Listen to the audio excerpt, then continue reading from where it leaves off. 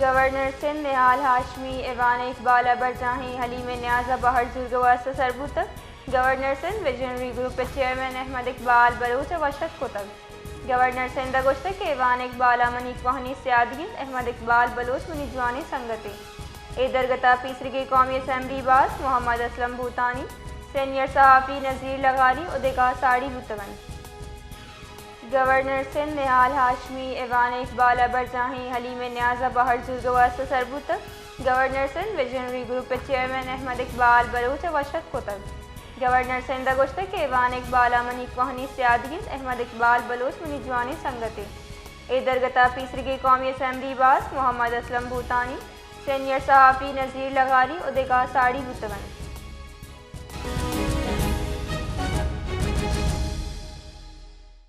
اس حوالے سے مزید تفصیل دے رہے ہیں جواد علی۔ جی جواد۔ جی بالکل، گورنر سندھ نہال ہاشمی کی ایوان اقبال میں آمد ہوئی ہے۔ گورنر سندھ نے ایوان اقبال میں جاری حلیم نیاز میں شرکت کی ہے۔ Chairman visionary group Ahmed Iqbal Baloch نے گورنر سندھ کا استقبال کیا۔ نہال ہاشمی نے وش نیوز سے بات کرتے ہوئے کہا کہ سید الشہداء حضرت امام حسین علیہ السلام اور شہداء کربلا کی عظیم قربانی قیامت تک حق و صداقت کا روشن مینار رہے گی۔